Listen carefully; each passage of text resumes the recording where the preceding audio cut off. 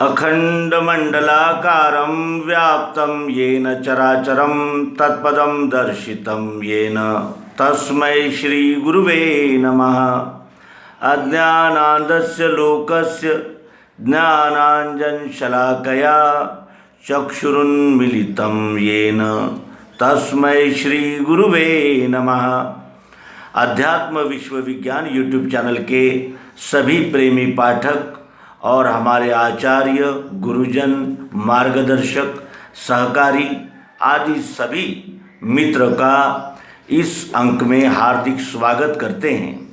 नर नारायण यह भगवान श्री मायानंद जी चैतन्य इनके आवाहनानुसार विभिन्न प्रांत के और परिवेश के अनेक जिज्ञासु मुमुक्षु जिन्हें कहा जाता है कि जानने के लिए उत्सुक ऐसे व्यक्तियों से जो प्रश्न मंगाए थे, उनके प्रश्न और उत्तर नर नारायण नामक ग्रंथ में संग्रहित किए गए हैं।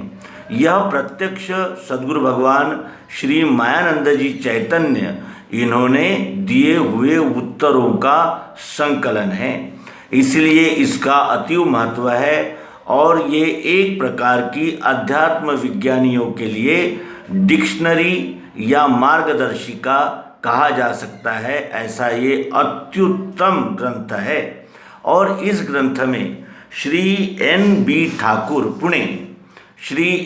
ठाकुर पुणे इन्होंने पूछे हुए कुछ मार्मिक प्रश्नों का हम इस अंक में समावेश करने जा रहे हैं।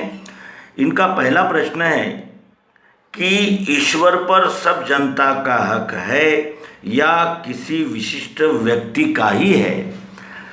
प्रश्न पुनः एक बार, ईश्वर पर सब जनता का हक है या किसी विशिष्ट व्यक्ति का ही है।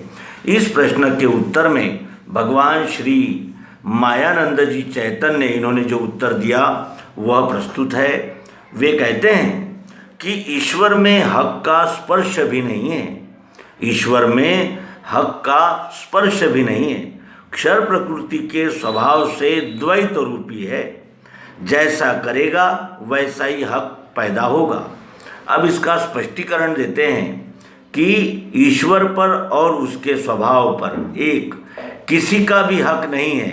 यह सत्वगुणात्मक यथार्थ उत्तर है। दूसरा, विशिष्ट व्यक्ति का ही हक है।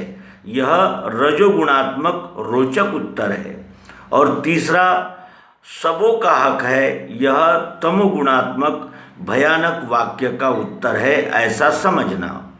अब प्रथमतः सत्वगुणी यथार्थ उत्तर की पुष्टि करने वाले कौन से वाक्य है यह देखें।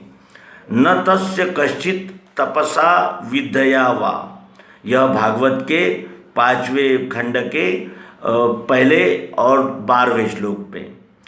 न मे विदुः सुरगणः प्रभवं न महर्षयः न च मस्थानि भूतानि पश्य मे योगमैश्वरम् न मां कर्तानि लिम्पन्ति न मे कर्मफले स्पृहा। गीता 10वें अध्याय में 2 अध्याय के 9वें श्लोक, 5वें अध्याय के 4थे श्लोक और 14वें श्लोक का यहाँ उद्धरण उन्होंने किया है। और वे कहते हैं कि मेरा प्रभाव सुरगणों और महर्षियों को भी ज्ञात नहीं है। मेरे में भूत नहीं है, यह मेरा योगेश्वर्य देख। मुझे कर्मों की बाधा नहीं होती और न मेरी कर्मफल में स्पृहा है। इत्यादि अनेक वाक्य यही सिद्ध कर रहे हैं।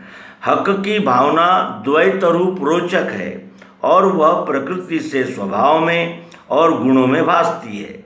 गुण कर्म विभागशाह इस वाक्य के अनुसार कर्म करते हुए प्रकृति नियमानुसार फलोपभोग प्राप्त कर लेना यह उसका हक है।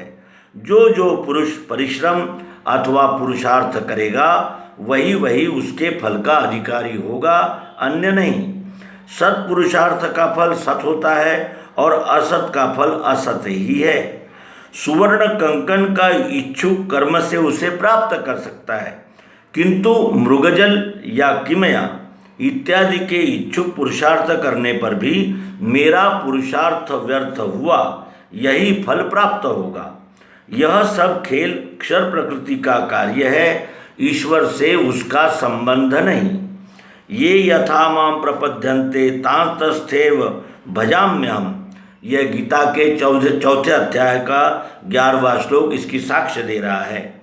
यह वाक्य मायोपाधि का स्वीकार करने वाले अक्षर भावना का है।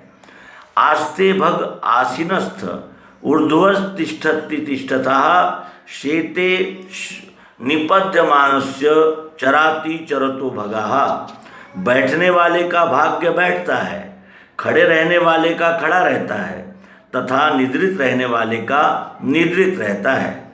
इसीलिए पुरुषार्थ का अर्थात कर्म का हक है। कर्मण्येवाधिकारस्ते मा फलेषु कदाचन।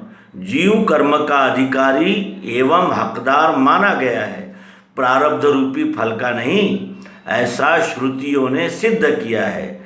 अनन्याश्चिन्तयन्तो माम ये जनाः पर्युपासते।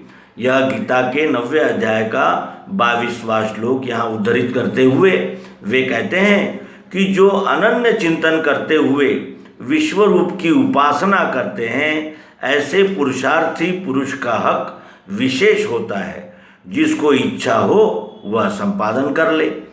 अर्थात इन सब यानी वक्तव्य का अर्थ ध्वनितार्थ निकलता है कि प्रयत्न से ही वो यानी वस्तु या कोई सिद्धांत प्राप्त किया जा सकता है।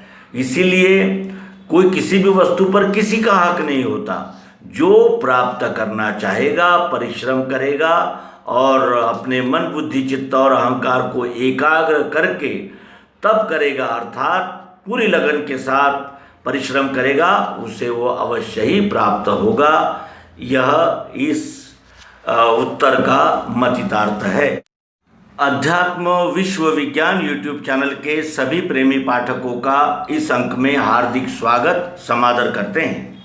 मित्रों, हम नर नारायण से कुछ चुनिंदा प्रश्न उत्तरों का आनंद ले रहे हैं, अवलोकन कर रहे हैं और जानने का प्रयास कर रहे हैं कि प्रश्नकर्ता का प्रश्न और श्री मायानंद जी चैतन्य इनके उत्तर और इन दोनों से हमें प्राप्त होने वाला बोध का लाभ। तो आइए नर नारायण के प्रश्न क्रमांक 152 में क्या कहा गया है, क्या पूछते हैं श्री NB ठाकुर पुणे। कहते हैं, मानवीय जीव से लेकर सब जीवों का निसर्ग से कुछ संबंध है क्या, और यदि है तो तत्व के लिए भी क्यों न हो, उनमें परस्पर ऐक्य क्यों न होना चाहिए।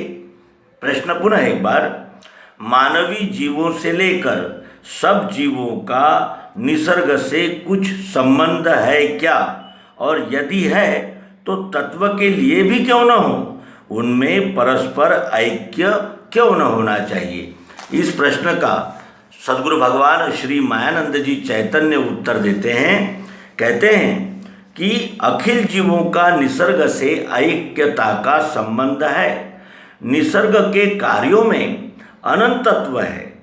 इस वृत्ति का त्याग करने से ऐक्यता और तदनुसार कर्म होने लगते हैं।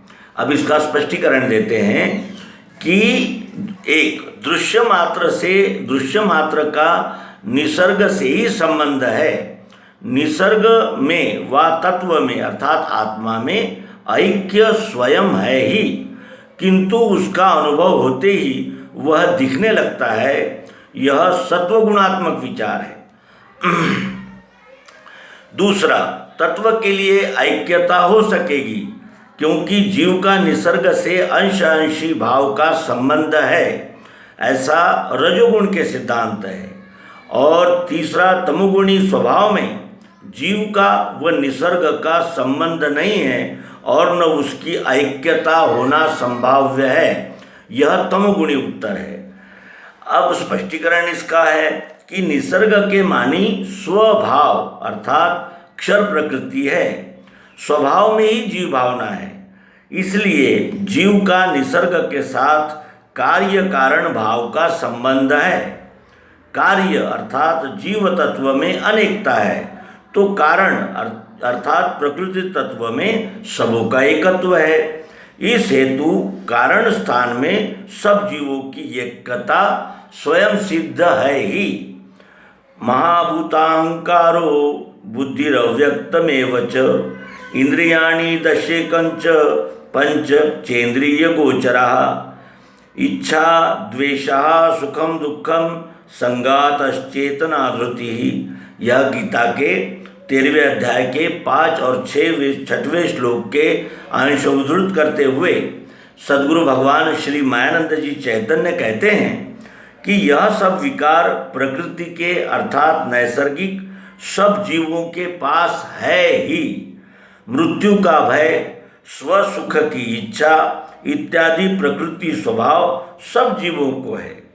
जीव रूपी प्रतिबिंब अमर है, किंतु मरण का भय व्यष्टि रूप देह के संज्ञाध्यास से भासता है। इसे पुनः पढ़ लें। जीव रूपी प्रतिबिंब अमर है, किंतु मरण का भय व्यष्टि रूप देह के संज्ञाध्यास से भासता है। ममेवांशो जीवलोके जीवभूतः सनातनः मनः षष्ठानींद्रियाणि प्रकृतिस्थानि कर्षति। यह गीता के 15वें अध्याय का श्लोक है। देह यह प्रकृति का रहने से उस पर क्षरत्व भाव की एवं केवल काल की सत्ता रहती है। इस कारण मनस संकल्प से प्रादुर्भूत 3 गुणों के अनंत मत जिस समय निसर्गानुसार बुद्धि निर्णय से प्रेम करते हैं उस समय तत्व में एक ही है ही ऐसा भास होने लगता है और उसके अनुसार कार्य भी होता है। और इसी कार्य के लिए विज्ञान दृष्टि अर्थात दिव्य दृष्टि का सर्वत्र प्रचार प्रसार करना यह प्रत्येक भावना का कर्तव्य है। यह इदं परम गुह्यम मद्भक्तेष्व विधास्यति। यह पराभक्ति का लक्षण इसी कारण तत्व दृष्टि से एक ही होने के लिए कहा है। तो मित्रों, हम क्रमशः नर नारायण में आए हुए विभिन्न क्षेत्रों के जिज्ञासु मुमुक्षुओं के प्रश्न और सद्गुरु भगवान श्री मायानंद जी चैतन्य इन्होंने उनका किया हुआ समाधान क्रमशः जानेंगे और इसका सूक्ष्म मनन चिंतन करते हुए सभी संशय भ्रमों से पार होंगे। इन सदिच्छाओं के साथ नर्मदे।